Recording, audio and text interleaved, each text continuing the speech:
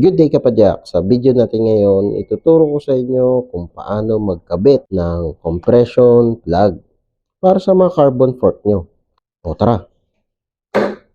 Kung bago ka lang sa channel ko, huwag kalimutan mag-subscribe at i-click yung bell icon para notified ka sa mga future videos ko. Like na rin. Meron akong nabiling compression plug sa Shopee. Ilalagay ko na lang sa description yung Shopee link niya kung gusto mo ding bumili. Mamaya sasabihin ko kung bakit ko pinili yung mahaba. So, bago natin siya ikabit dun sa stirrer fork. Stirrer fork.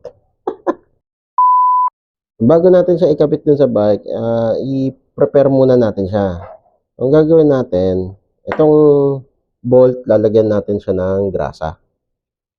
Konti lang, i-coating mo lang siya, pamprotekta lang.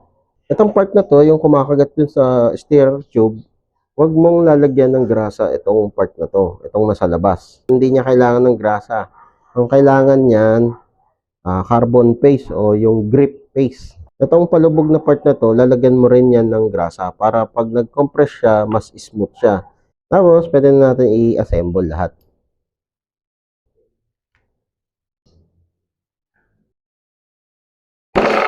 Huli ka, Balbon.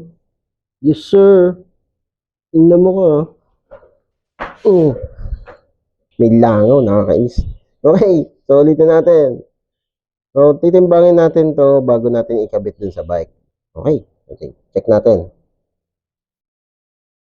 Mabigat din pala. 100 grams.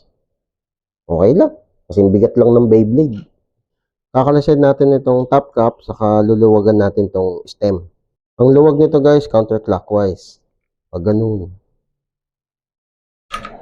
Okay, sa iba nakikita ko na inuunan nilang luwagan itong compression plug bago luwagan itong stem. Huwag niyo gagawin yun.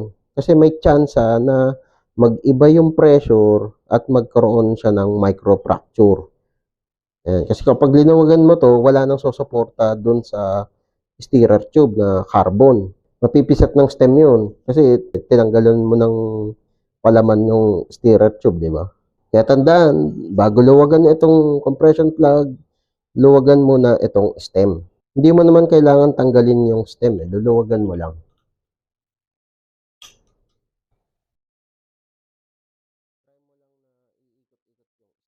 Tatanggalin na natin yung compression plug na luma. Ang luwag nito, counterclockwise, pag ganun. Okay. Whoop. Kaya ako papalitan itong maiksi na compression plug dahil hindi siya umaabot hanggang dito.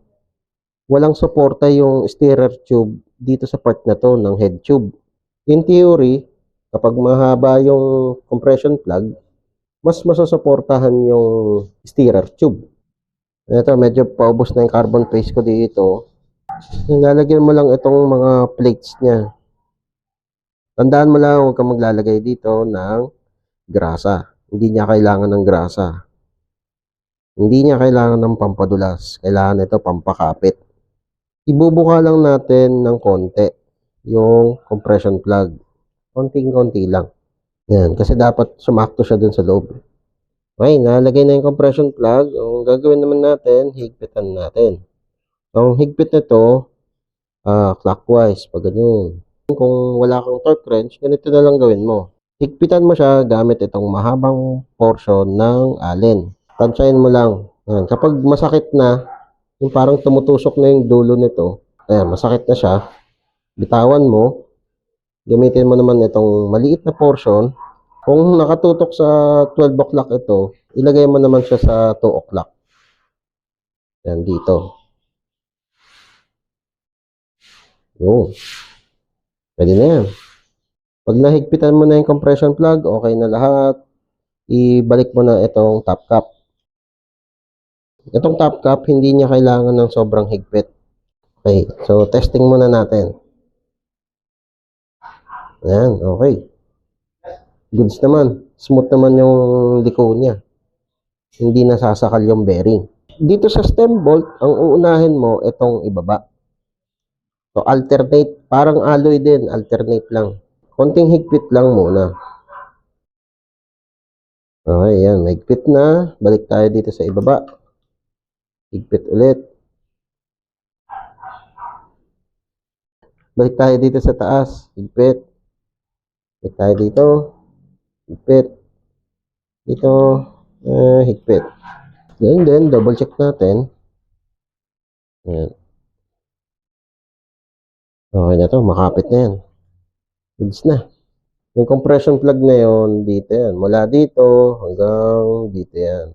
Suportado na niya yung top portion nitong steerer tube.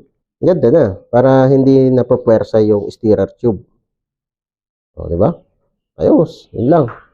So, kung nagustuhan mo tong video na to, leave a like.